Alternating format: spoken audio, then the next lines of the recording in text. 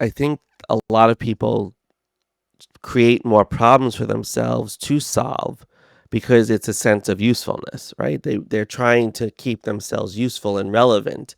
And I think that's what confuses a lot of people. There's such a need for them to stay in the situation because if they're not in the situation, then they're not useful. And I think one of our CEOs in particular, he has discovered that as he has built out his team, he feels sometimes useless.